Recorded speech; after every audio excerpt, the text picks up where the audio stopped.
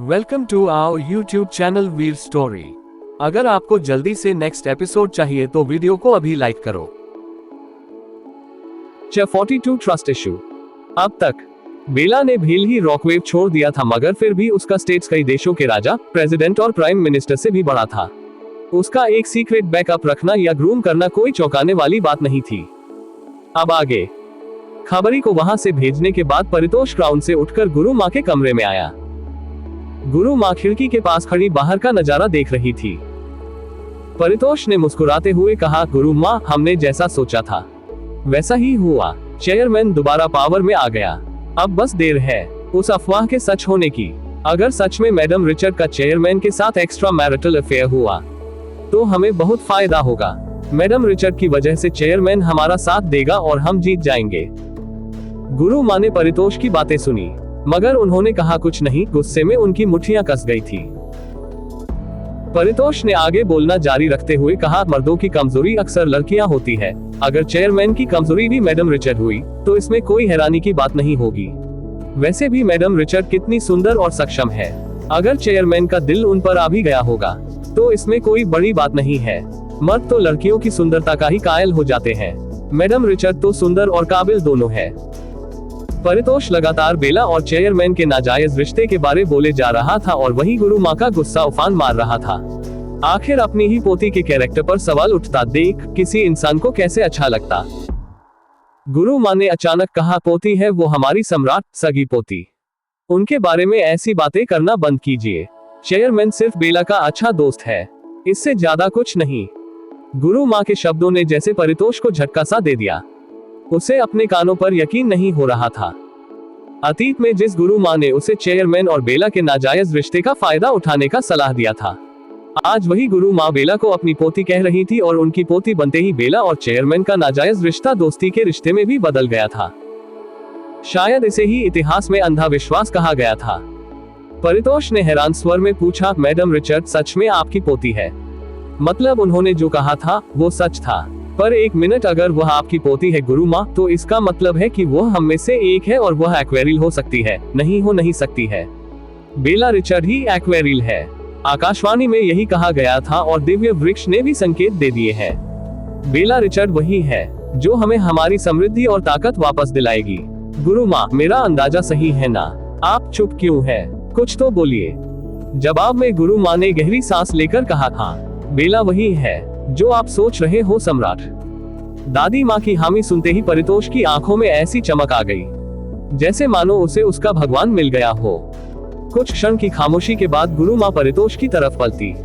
वो काफी गंभीर नजर आ रही थी। गुरु माँ ने कहा, सम्राट, हम बेला को जल्द ही उनके बारे में बता देंगे। खुद को तैयार कर लीजिए। बेला पहले ही हमसे बहुत ज्यादा नाराज है। अगर हमने ये सच भी बेला से छुपाया तो वो कभी हमें माफ नहीं करेगी। गुरु माँ की यह बात सुनते ही परितोष का चमकता हुआ चेहरा पीला पड़ गया। उसने गुरु माँ को ऐसे देखा जैसे गुरु माँ उसके शरीर से आत्मा अलग करने की बात कर रही हो। परितोष ने कहा, गुरु माँ, नहीं, स्वरा मर जाएगी उनके बगैर। आप जानती है मैंने उस हादसे के बाद स्वरा को कैसे संभाला था। अगर यह सच बाहर आ गया तो मैं उनके साथ साथ अपनी स्वरा को भी खो दूंगा। साम्राज्य का जो राजा कभी किसी के सामने नहीं झुकता था, आज उसकी आवाज में अजीब सी बेचैनी और डर गुरु माँ को दिखाई दे रहा था। वो हैरान थी, मगर फिर भी उन्होंने अपने दिल को कठोर बनाया। गुरु माँ ने कहा, सम्राट, हम आपकी बात समझ रहे हैं, मगर आप जो करना चाहते हैं वो सरासर गलत है। इतना स्वार्थी मत बनिए सम्राट, ये सच। परितोष ने गुरु माँ की बात बीच में काटते हुए बेहद ही कठोर लहजे में कहा, बस बहुत हो गया गुरु माँ, हमने फैसला कर लिया है। आपको इस बारे में किसी को भी बताने की इजाजत नहीं है। अगर आपने इसके बावजूद ऐसा करने की कोशिश की तो हम कुछ ऐसा कर जाएंगे जिसकी आपने कभी उम्मीद नहीं की होगी। आप हमें धमकी दे रहे हैं सम्राट। गुरु माँ, आपको जो समझना है समझिए, मगर यह सच कभी बाहर नहीं आना चाहिए, वरना आप हमारा वो रूप देखेंगी जो सार्थक से भी 10 गुना ज्यादा बुरा होगा। सार्थक का जिक्र सुनते ही गुरु माँ का शांत चेहरा पीला पड़ गया। परितोष का सौतेला भाई सार्थक साम्राज्य के लिए किसी बुरे सपने से कम नहीं था। गुरु माँ की काफी खौफनाक यादें जुड़ी हुई थी सार्थक के साथ।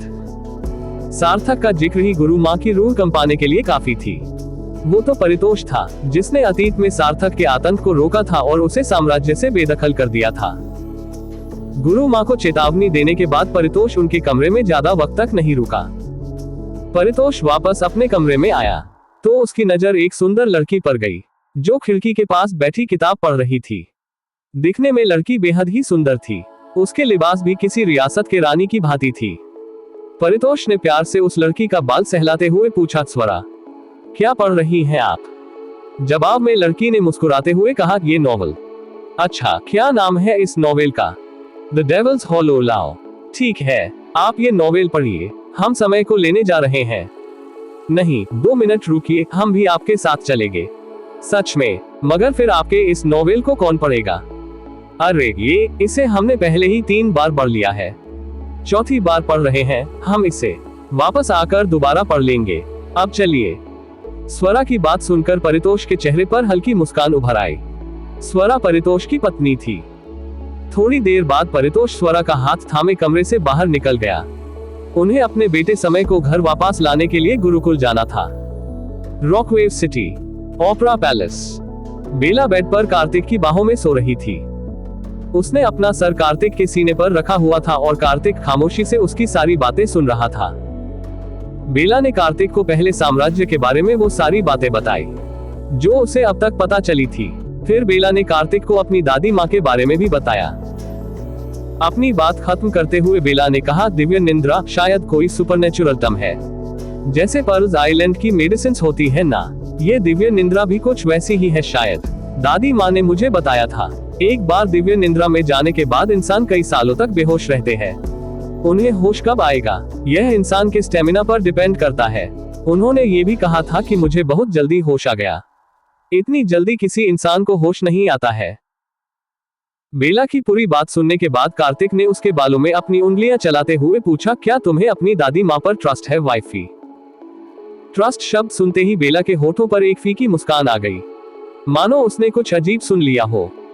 बेला ने कहा, मुझे अब किसी पर भी ट्रस्ट नहीं है कार्तिक, किसी पर भी नहीं, दादी माँ पर भी नहीं।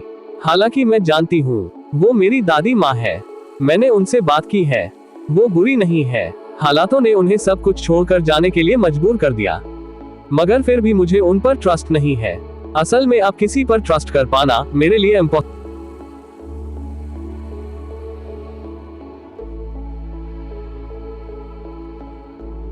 इम्पॉसिबल है। बेला की आखिरी बात सुनते ही कार्तिक की उंगलियां रुक गई। उसने अपनी पलकें झुकाकर बेला के सुंदर चेहरे को देखा, जिस पर अब कोई भाव नहीं थे। कार्तिक ने पूछा, मुझ पर भी नहीं वाइफी? जवाब में बेला ने आराम से कहा, हम तुम पर भी नहीं कार्तिक। आई नो तुम्हें सुनकर बुरा लगेगा, मगर ये सच है, मैं अब तुम पर भी पहले की तरह ट्रस्ट नहीं कर पाऊंगी। तुम्हें पता है, पहले मेरी लाइफ बिल्कुल सिंपल थी कार्तिक, मैं सिर्फ खुद पर ट्रस्ट करती थी, खुद पर डिपेंडेंट रहती थी, और जब तक मैं ऐसे रही थी तब तक कोई मुझे या मेरे करीबियों को छू भी नहीं पाया था। मगर मैंने जैसे ही खुद को थोड़ा तुम पर डिपेंडेंट होने दिया, वैसे ही एक मामूली लड़की आए और उसने मेरे बच्चों की जान ले ली। मैं इस बारे में जितना सोचती हूँ कार्तिक, उतना ज्यादा मुझे तुम पर और खुद पर गुस्सा आता है, मगर अब गुस्सा करके हम कुछ नहीं कर सकते हैं। बेला की पूरी बात सुनने के बाद कार्तिक की मुट्ठियां कस गई, मगर उसने जवाब में कहा कुछ नहीं। आखिर बेला कुछ गलत नहीं कह रही थी, उसकी बातें बिल्कुल सच थी। ये ट्रस्ट नामक शब्द ही असल में उनके अजन्मे बच्चे वर्तिका और अक्षत के मौत की असल वजह थी। उन लोगों ने एक दूसरे पर ट्रस्ट करके समीरा पर ज्यादा ध्यान नहीं दिया, जिसका भरपूर फायदा समीरा ने उठाया, वरना समीरा कुछ नहीं थी। कार्तिक को खामोश देख बेला ने अपनी आंखें बंद कर ली। पुरानी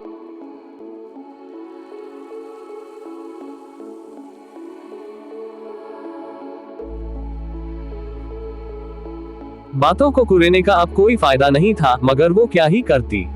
वो एक स्ट्रेट फॉरवर्ड इंसान थी। कभी कभी वो कुछ ऐसा बोल जाती थी जो सामने वाले को बुरी तरह हट कर देता था। बेला ने गहरी सांस लेकर कार्तिक का चेस्ट सहलाते हुए कहा, आई एम सॉरी, मैं ये सब बोलना चाहती थी।